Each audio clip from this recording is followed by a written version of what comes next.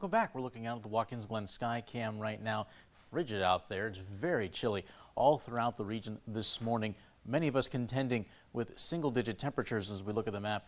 Several of us still dealing with that right now. If we look at the map, look at Steuben County, pretty much single digits across the board. 5 in Canisteo, 6 Corning, 8 in Bath, 7 degrees Germania, 4 in Morris. Absolutely frigid.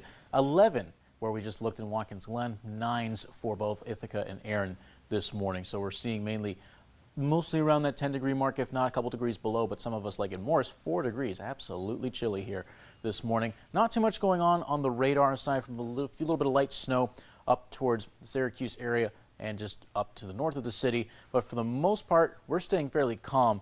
Not much is happening, of course, thanks to some extra high pressure. It's pushing everything out. No real clouds in the area, but of course, still dealing with plenty of cold air this morning. And we're going to stay with that at least for the morning hours. So if you're heading out to Bath or Elmira for one of the Wreaths Across America events today, absolutely bundle up. Certainly going to need it. But by the time you get to the afternoon, a lot more sunshine is going to filter in. It's going to allow things to get back up to around that freezing mark. We're looking potentially just above it in Elmira, but for a good chunk of the area, mainly going to be at or just below freezing by a few degrees. And some of us sitting around that 30-degree mark, maybe a bit colder down in the northern tier. Now, as we go through the rest of the weekend, 33 the high today, a little bit warmer tomorrow, but we are looking at the potential of some snow.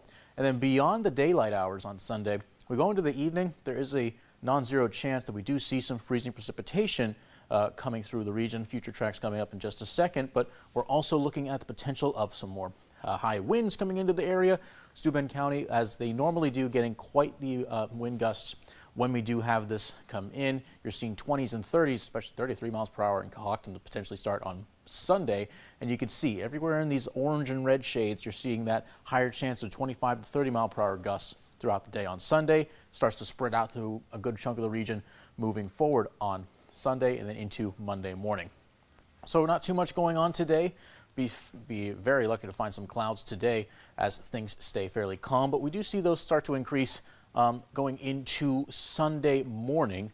We'll see a much more cloudy day tomorrow compared to today. We're seeing mostly sun.